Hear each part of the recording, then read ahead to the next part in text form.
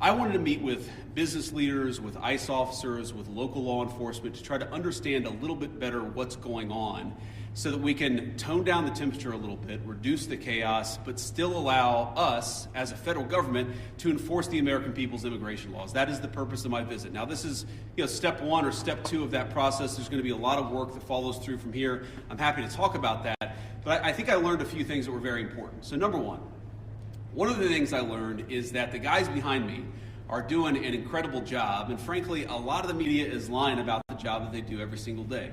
Now, it doesn't mean that there aren't occasionally stories out there, there aren't occasionally videos out there that suggest that these guys, or at least some of the people who work for them, are not doing everything right. But very often, if you look at the context of what's going on, you understand that these people are under an incredible amount of duress, an incredible amount of chaos, and because of a few very far left agitators, a lot of these guys are unable to do their jobs without being harassed, without being doxxed, and sometimes without being assaulted. That's totally unacceptable.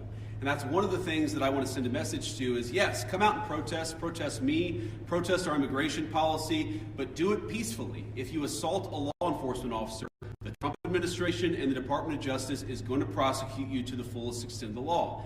And I wanted to show some support for these guys who, frankly, are operating in a very, very tough environment. I heard a lot of stories today about that I think drives home just how chaotic the environment on the ground here has already gotten. For example, did you know that within the last, I think, week or so, maybe even more recently than that, you had a couple of ICE officers who were off duty, who had been doxxed online, who were sitting and having a meal at a restaurant in Minneapolis when a bunch of agitators showed up, locked the door, made them feel like they were in danger for their lives, and then, of course, it was federal law enforcement officers who had to come up, lower the temperature on the situation, and actually get those two off-duty officers to a point of safety.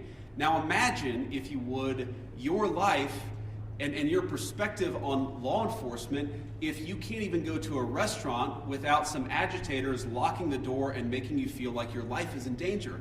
That is the environment that has been created, I think, by a lot of very, frankly, far left people, but also by some of the state and local law enforcement officials who could do a much better job in cooperating and working. And by the way, I'm not talking about the cops, who these guys told me on the ground, the cops are very sympathetic to what they're dealing with. I'm talking about state and local elected law enforcement officials who could do a lot better job in making their lives a little bit easier, and in the process, they would make the lives of all Minneapolis residents easier, and that's what we want. We want to be able to enforce the immigration laws on the one hand, while on the other hand, we want to make sure that people in Minneapolis are able to go about their day. And I want to say just one last point on this.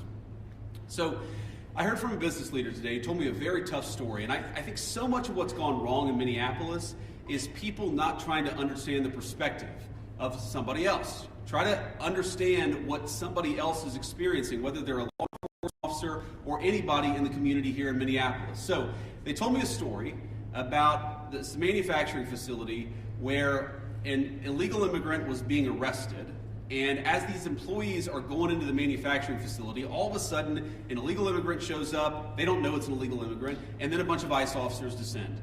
Now these people just want to go to work, they want to go to work safely, and now all of a sudden there's a major law enforcement operation happening right outside their place of business. Now from one perspective, I certainly understand why a business leader or why an employee would say, whoa, what's going on? It's a little scary no matter your position in life if a bunch of cop cars show up and they're arresting somebody.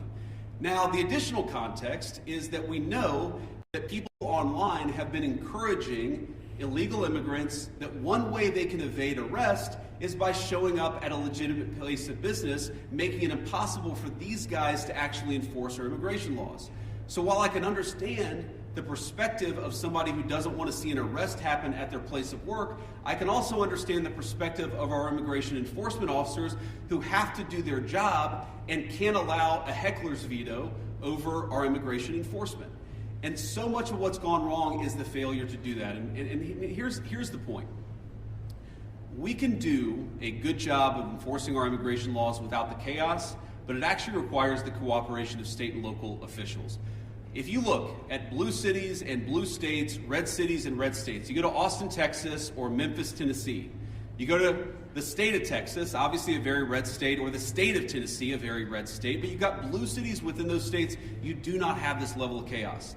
The reason why things have gotten so out of hand is because of failure of cooperation between the state and local authorities and what these guys are trying to do. Thank you for watching. Subscribe below and download our NewsNation app right now on your phone, and you will get fact-based, unbiased news for all Americans.